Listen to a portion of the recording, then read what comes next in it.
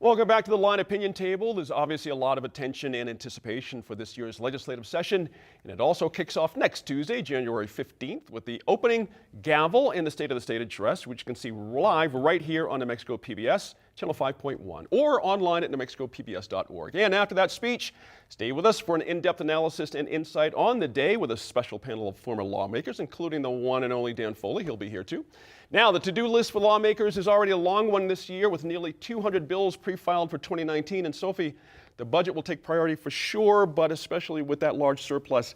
What other legislative stuff do you think is hanging out there? I'll throw one out there on the table, minimum wage, but if you got another one to start with. I think minimum wage is a big one, and it's going to be interesting to see if proponents of popping that minimum wage up to $15 an hour over a period of time, or there's one that's a little bit less ambitious, whether they're able to make headway with that legislation. That's a doubling for most parts of the state, going from $7.50 to $15, and then one of the proposals also says we'd eliminate the lower minimum wage for tipped servers and people like that. But I think that one, it'll be interesting to see where it goes. The other big one, I think, and the new governor really laid this out in her inaugural speech, early childhood education. I would expect to see quite a bit of movement on that. Yeah. Some of the objections that have been there in the past have they've not exactly melted away, but they're a little less pressing because our state is in better financial position. And so I don't remember the exact phrase the governor used, but we're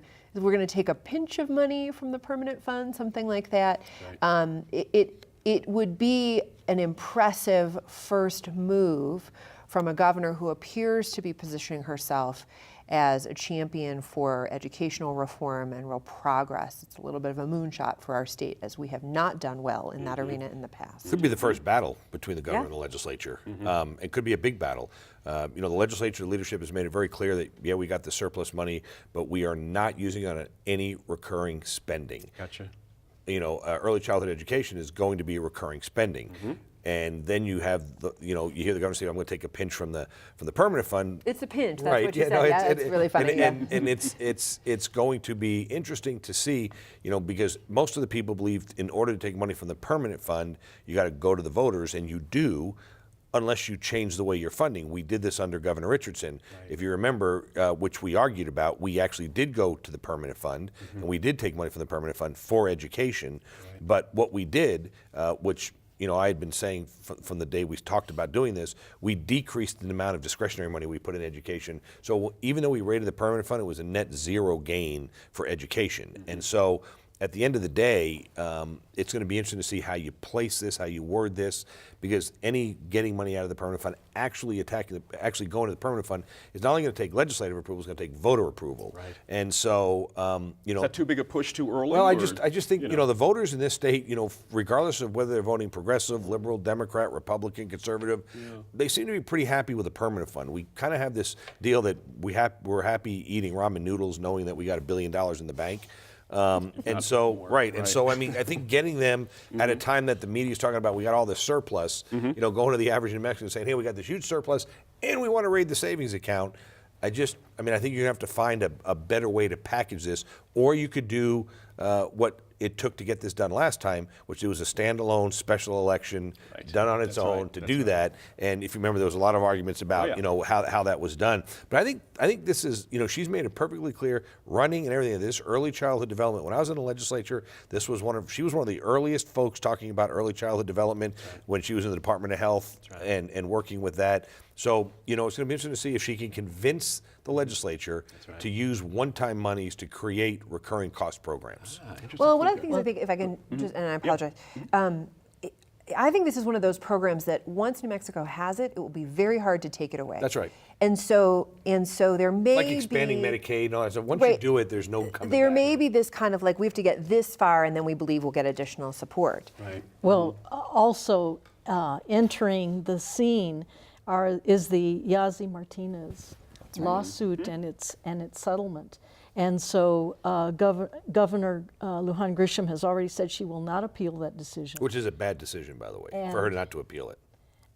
Well, that's a whole other segment we can do in 2 weeks. That's your opinion. I think it's good that she's not appealing it. There you go. But it's going to cost. It's going to cost. Right. And so that puts on the table enormous responsibility on the part of the governor and the legislature to figure out how are we going to deal with the judge's directives. And they have till April to figure, at least take the major first step. That's not far from now, as a matter of fact. Another one that's hanging out there, Tom, which interests me is the overall is taxes. And where the governor's going to be on taxes. We're getting a lot of noise about tax reform. We've got some of our standard bearers in the legislature who always talk about it. But now they see an opening to do a little something more about it. But we've also got this other layer of the food tax being talked about as well. And some of the folks saying, let's bring it back, you know, and then have a leveling of the other taxes that are out there, the gross receipts tax, to bring it down to less than 8%, which is happening in some counties right now. Your thought on taxes? The governor has not tipped her hand terribly much on taxes, but it could be an interesting one. It could be, and food tax aside, which is a whole separate kind of conversation, I think when you look at economic development, tax structuring and restructuring is going to be a key part of economic development planning. And I think that a lot of the work that bills that will be proposed this year will be setting it up for 2020 in the 30-day session, just because I think it's too massive. There are too many other things that are, you know, need to take place during this 60-day session. It could swamp everything else. Oh, I mean, if it you could, do it could. And it's really more appropriate to see, you know, what happens with oil and gas, with revenues, with these, you know, state economy. So I think economic development, one piece, taxes is very important, but that's not until 2020. The other piece that's really going to be important is how the Environment Department really kind of addresses a number of different things, whether it be the methane remediation up in the Four Corners area, something that Commissioner Aubrey Dunn talked about with the oil and gas industry down in the southeast part of the state. So, you know, there's a lot of stuff that could be, you know, we could have a lot of the old, you know, items from the Richardson administration that really impacted the oil and gas industry and production, not all bad, you know, come back. And so I think there's going to be a lot of stuff with related to economic development and the Environment Department in, you know, the governor's speech and also on her legislative agenda. Interesting point. I think she may.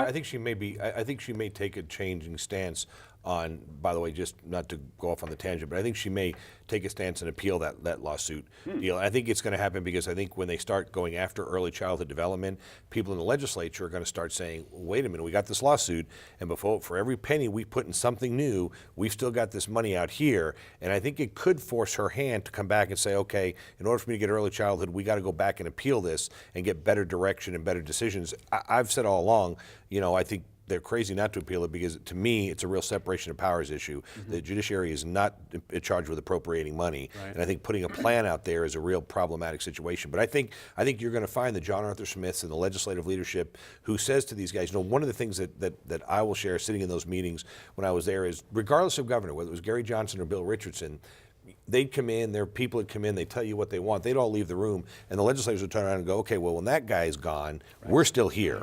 And so we got to figure out, you know, I mean, this lawsuit is going to last 25 years, and the governor is going to be able to say it had nothing to do, you know, and I will tell you, we had this with Richardson, we had this with Johnson. Lots of times these lawsuits happen at the end of an administration, and so the new governor really is a Teflon Don, right? This didn't happen on my watch. This happened before me. I grew this, I grew that. They leave, and then you as the legislators are left fixing it 8 years later. So this could really force their hand to maybe have to do something about that. Fair enough. Glad you got that in. I just wanted to mention and underscore, we're going to be witnessing also the different philosophies of governing and policy, moving from Governor Martinez to Lujan Grisham. And one of the areas that I'm very interested in is immigration and immigrant-related issues. The governor is headed to the border, I think, in a day or two. Gotcha. And it'll be interesting to see, besides photo ops and so on, what policy consequences might come from that. Now, she is in charge of the National Guard. Is she going to pull the Guard from the border and use that as a way to get into the current stalemate that the federal government is in? Right. But there also will be some immigrant-related legislative proposals to kind of readdress the driving authorization cards, driver's authorization cards, the licensing, that had fingerprinting involved of immigrants, and a number of other things that some of the community organizations are unhappy with. So that'll be an interesting. The governor had a pretty strong statement following the president's televised address on Tuesday night. I wonder if she's tipping her hand a little bit that she's going to be a little bit active here, just like you're saying here, and we'll see what comes of that. Well, we haven't heard very much, maybe because the noise is just too much at the federal level, but we haven't heard from much of the states and the governors and beyond Interesting them. point there. I'm glad you got that in. We'll have to leave that topic there for now, but when we return to the line, the war on plastic comes to Albuquerque. And be sure to head to our website at NewMexicoInFocus.org to hear what other stories our panelists are paying attention to this week.